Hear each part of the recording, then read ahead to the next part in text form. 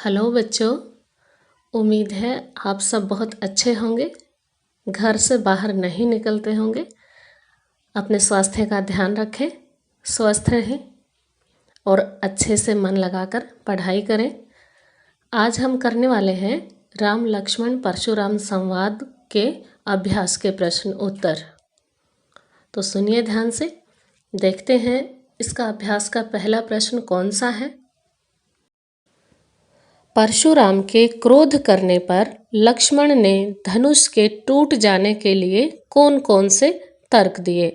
अर्थात जब श्री राम के हाथों शिव जी का धनुष टूट गया तो परशुराम जी बहुत क्रोधित हुए और उनके क्रोधित होने और अपमान करने के बाद लक्ष्मण जी ने धनुष के बारे में क्या क्या तर्क दिए, ये इस प्रश्न में पूछा गया है।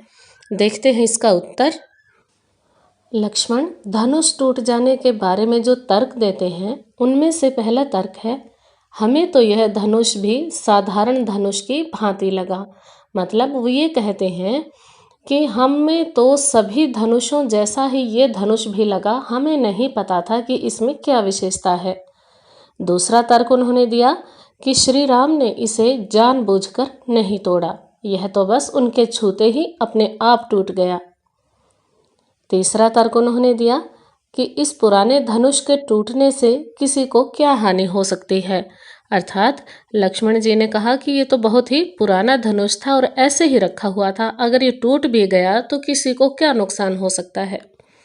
और चौथा तर्क उन्होंने दिया, ऐसे अनेक धनुषों को बचपन में यूं ही तोड़ दिया था, तब तो आपने कभी भी क्रोध नहीं किया, फिर आज इस धनुष के लिए इतना क्रोध क्यों कर रहे हैं। अब देखते हैं दूसरे प्रश्न में क्या पूछा गया है। परशुराम के क्रोध करने पर राम और लक्ष्मण की जो प्रतिक्रियाएं हुई उनके आधार पर दोनों के स्वभाव की विशेषताएं अपने शब्दों में लिखिए।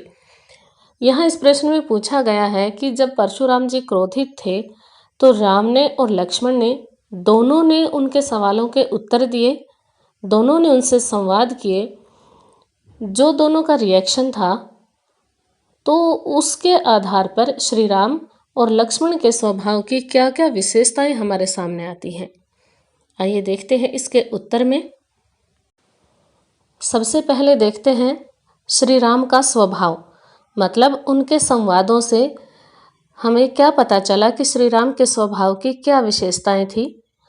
परशुराम के क्रोध करने पर श्री राम ने स्वयं को परशुराम का दास कहकर उनके क्रोध को शांत करने का प्रयास किया। श्री राम की भाषा बहुत कोमल और मीठी थी। वे बड़ी शालीनता और विनम्रता से बात कर रहे थे। वे कोमल और शांत स्वभाव के थे। इन लाइनों से हमें पता चलता है कि श्री राम का स्वभाव बहुत विनयशील था, विनम्र था। वो गुस्सा नहीं करते थे, सबसे नम्रता से बात करते थे और परशुराम का क्रोध शांत करने के लिए ही उन्होंने खुद को परशुराम का दास भी कह दिया था। अब जानते हैं लक्ष्मण के स्वभाव की विशेषताओं के बारे में। राम के विपरीत लक्ष्मण परशुराम की भांति ही क्रोधी स्वभाव के थे। अर्थात राम के बिल्कुल विपरीत लक्ष्मण का स्वभाव था। वो परशुराम की तरह क्रोधी स्वभाव के थे। निडरता तो जैसे उनके स्वभाव में कूट कूट कर भरी है, अर्थात वो किसी से डरते नहीं थे। इसलिए परशुराम का फरसा व क्रोध उनमें भय उत्पन्न नहीं कर पाता। मतलब वो परशुराम से जरा भी नहीं डरते। लक्ष्मण परशुराम जी पर व्यंग्य करते हैं और उनका मजाक उड़ाते हैं। वो साहसी तो हैं परंतु क्रोधी भी हैं, और सामने कोई गलत बात हो रही होती है तो वो सहन नहीं कर पाते और उसका निडरता से जवाब देते हैं। इस प्रकार हम देखते हैं कि जहाँ राम विनम्र, धैर्यवान, मृदुभाषी और बुद्धिमान व्यक्ति हैं, वहीं दूसरी ओर लक्ष्मण निडर, साहसी, क्रोधी और अन्याय के विरोधी हैं। अब चलते हैं तीसरे प्रश्न की ओर। लक्ष्मण और परशुराम के संवाद का जो अंश आपको सबसे अच्छा लगा उसे अपने शब्दों में संवाद शैली में लिखिए। संवाद शैली का अर्थ होता है जैसे हम आपस में बातचीत करते हैं उस तरह से, उस ढंग से लिखना। तो जो भी इस पूरे पाठ में आपको जो भी प्रसंग या जो भी संवाद सबसे अच्छा लगा उसको बातचीत की तरह लिखना है। इस पाठ में मुझे एक संवाद बहुत अच्छा लगता है जो बिल्कुल बच्चों की तरह भोलेपन से कहा गया है। लक्ष्मण कहते हैं, हे मुनि, बचपन में हमने खेल खेल में ऐसे बहुत से धनुष तोड़े हैं, तब तो आपने कभी क्रोध नहीं किया, फिर इस धनुष के टूटने पर आप इतना क्रोध क्यों कर रहे हैं? परशुराम, अरे राजपुत्र, तू काल के वश में आकर ऐसा बोल रहा है। यह कोई साधारण धनुष नहीं बल्कि शिव जी का धनुष है। अब चलते हैं हमारे चौथे प्रश्न की तरफ। परशुराम ने अपने विषय में सभा में क्या क्या कहा, निम्न पद्यांश के आधार पर लिखिए। पद्यांश जो ये दिया गया है, ये पंक्तियां जो दी गई हैं, इनके आधार पर बताना है कि परशुराम जी ने अपने क्रोध के बारे में क्या क्या वहां पर कहा था। बाल ब्रह्मचारी अति कोही, विश्व विदित क्षत्रिय कुलद्रोही, भुजबल भूमि भूप बिनु किन्ही, विपुल बारमही देवनह दीन्ही, सहस बाहु भुज छेदनिहारा, परशु बिलोकु महीप कुमारा, मातु पितहि जनि सोच बस करसी महिष किशोर, गर्भनह के अर्भक दलन परशु मोर अति घोर। इन पंक्तियों की व्याख्या तो हम पिछले वीडियो में कर चुके हैं, उसी के आधार पर हम यहाँ देखेंगे कि परशुराम ने अपने क्रोध के बारे में क्या क्या कहा था। देखते हैं चौथे प्रश्न का उत्तर। परशुराम ने अपने विषय में कहा था कि वे बाल ब्रह्मचारी हैं और बहुत ही क्रोधी स्वभाव के हैं। समस्त विश्व में अर्थात पूरी दुनिया में क्षत्रिय कुल के विद्रोही के रूप में जाने जाते हैं।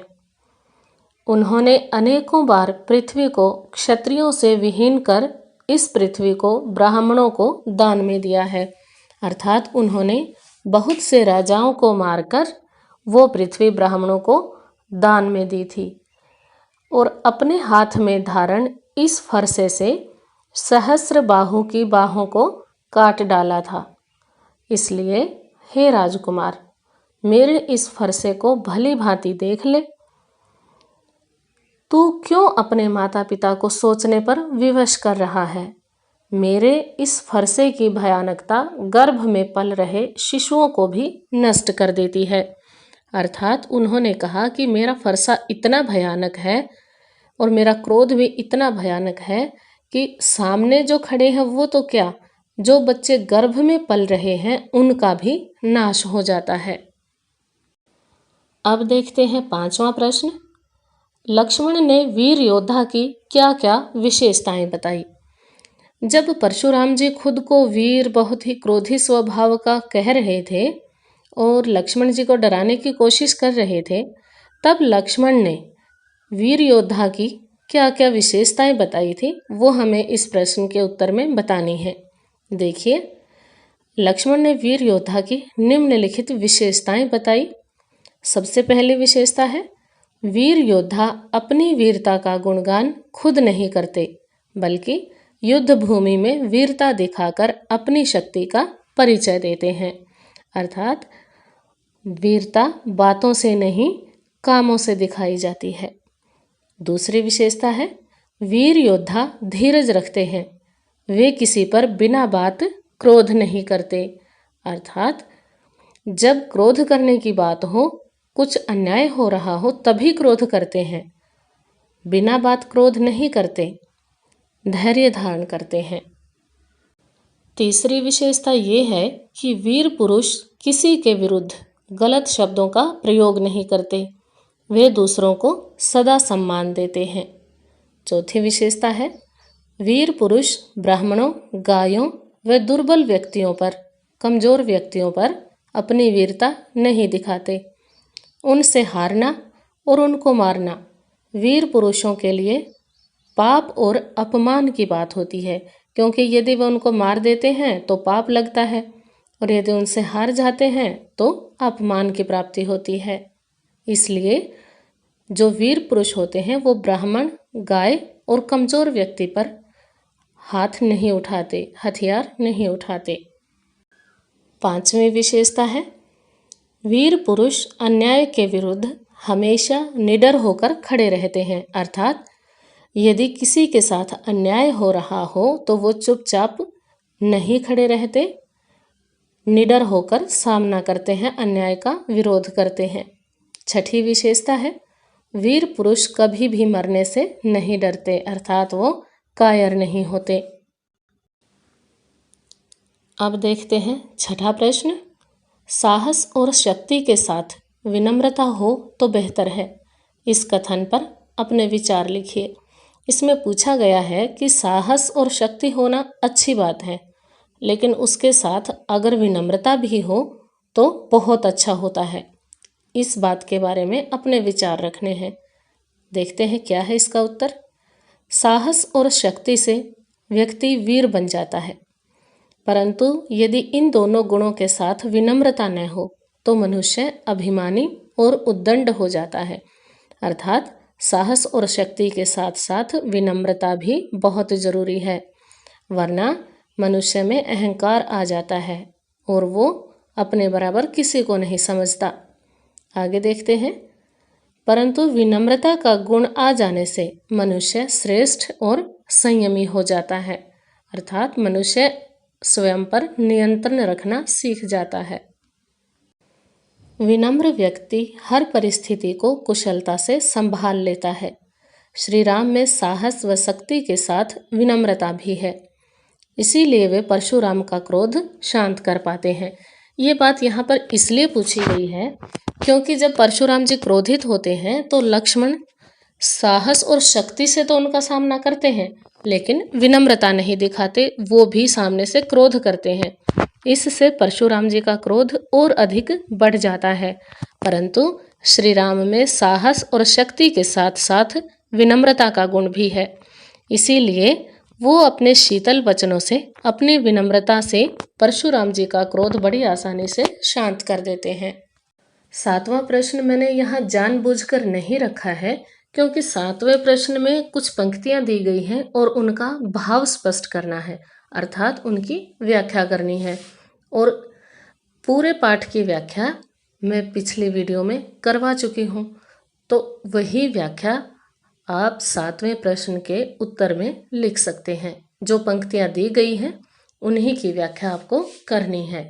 तो आइए इसके बाद देख लेते हैं प्रश्न नंबर 8। पाठ के आधार पर तुलसी के भाषा सौंदर्य पर 10 पंक्तियां लिखें।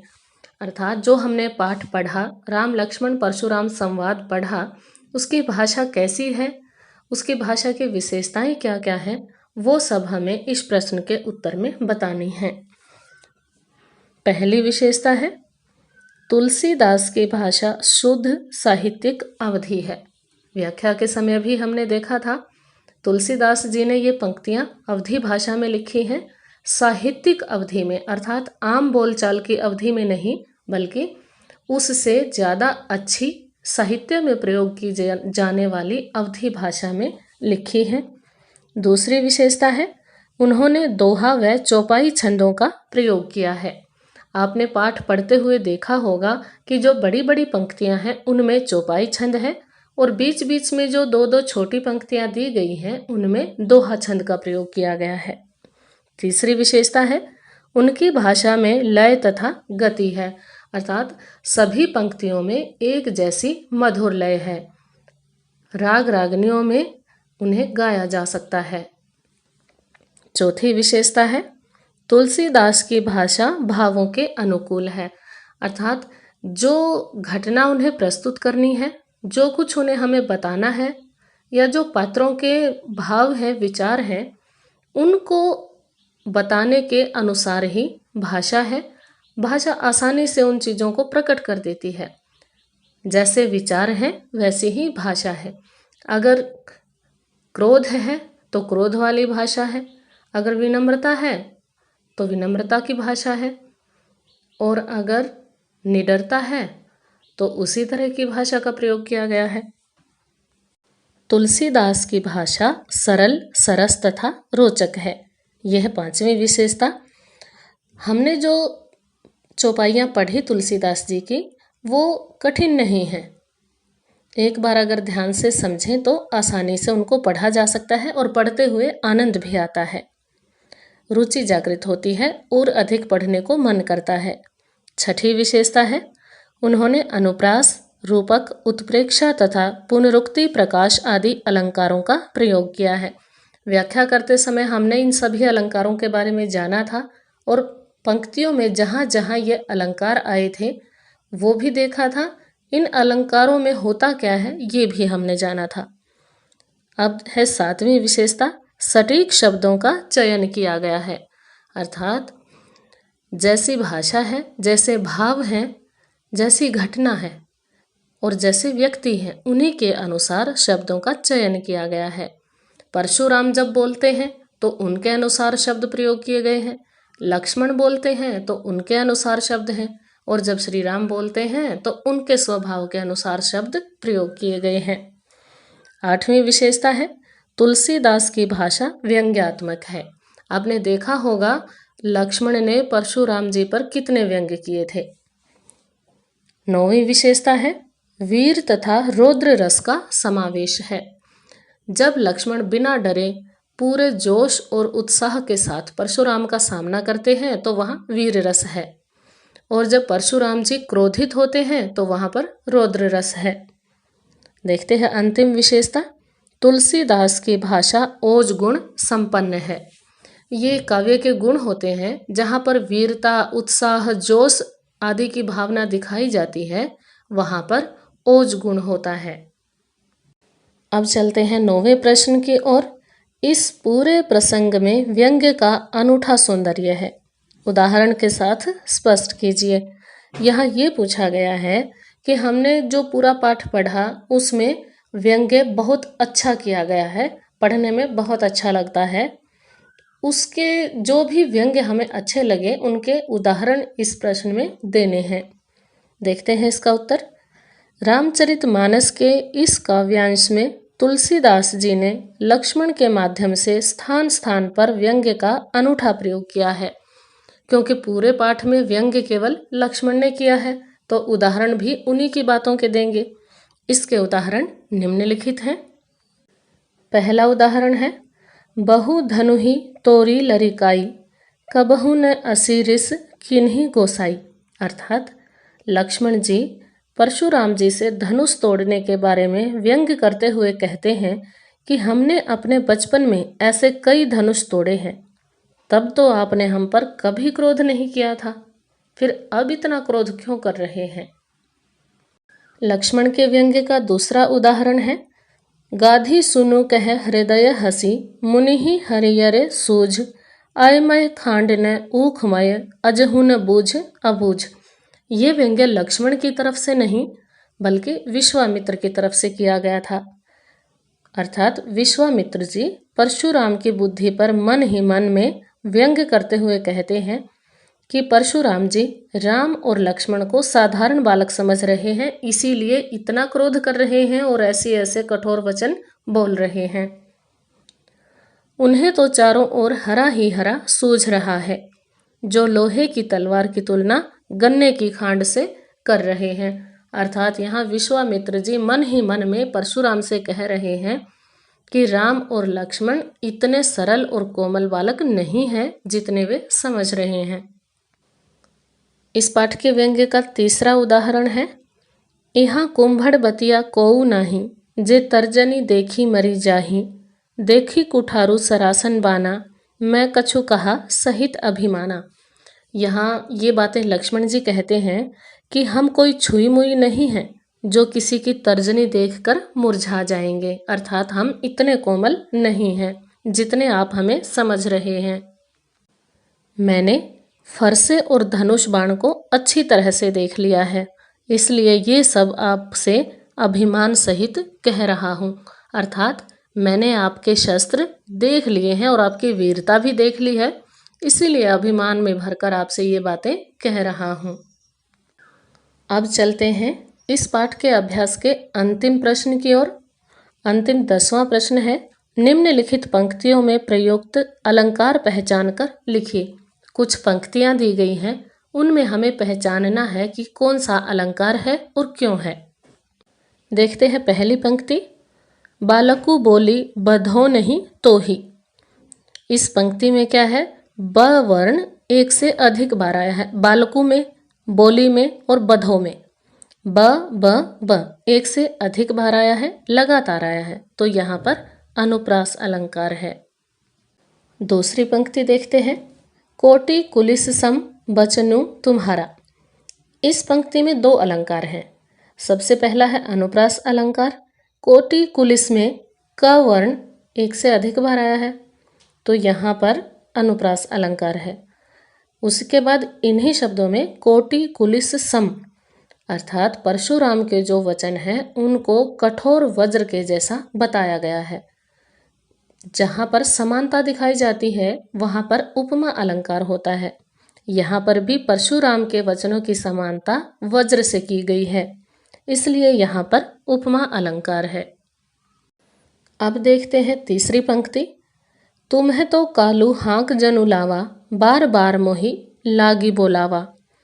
यहाँ पर जनु शब्द का प्रयोग है, समानता दिखाने के लिए जनु शब्द का प्रयोग किया गया है। मैंने आपको बताया था कि जहाँ पर समानता दिखाने के लिए जनु जानो, मनु मानो, जनहु मनहु आदि शब्दों का प्रयोग किया जाता है, वहाँ पर उत्प्रेक्षा अलंकार होता है। इस पंक्ति में कहा गया है कि तुम्हें तो कालू हाँक जनु लावा।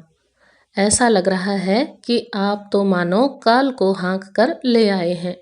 तो यहाँ पर जो जनु शब्द है वो उत्प्रेक्षा का वाचक शब्द है, यहाँ पर उत्प्रेक्षा अलंकार है। दूसरा है यहाँ पर पुनरुक्ति प्रकाश अलंकार। मैंने पहले भी आपको बताया था, जब एक ही पंक्ति में एक शब्द दो बार एक साथ आता है और दोनों बार उसका अर्थ एक ही रहता है, वहाँ पर पुनरुक्ति प्रकाश अलंकार होता है। यहाँ पर बार बार में पुनरुक्ति प्रकाश अलंकार है, क्योंकि बार शब्द एक साथ दो बार आया है और दोनों बार उसका अर्थ समान है। अब चलते हैं अंतिम पंक्ति की ओर। लखन उत्तर आहुति सरिस, भृगुबर कोपु कृसानु। बढ़त देखी जल सम वचन, बोले रघुकुल भानु। इन पंक्तियों में उपमा अलंकार है, क्योंकि जब दो वस्तुओं की समानता का दिखाने के लिए सम, सरिस, सदृश, सा, से, सी आदि शब्दों का प्रयोग किया जाता है, तो वहाँ पर उपमा अलंकार होता है।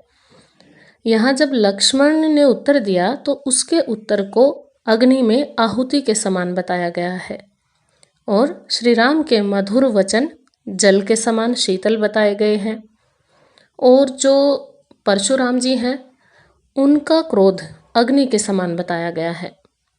तो यहाँ पर उपमा अलंकार है। दूसरा यहाँ पर रूपक अलंकार भी है। रघुकुल भानु में रूपक अलंकार है। यहाँ श्री राम को रघुकुल का सूर्य कहा गया है। श्री राम के गुणों की समानता सूर्य से की गई है, तो यहाँ पर रूपक अलंकार है। अब आप इन प्रश्नों को ध्यान से सुनिए और अच्छे से याद कीजिएगा। चैनल को सब्सक्राइब तो आपने कर ही दिया होगा, अगर नहीं किया है तो जल्दी करें।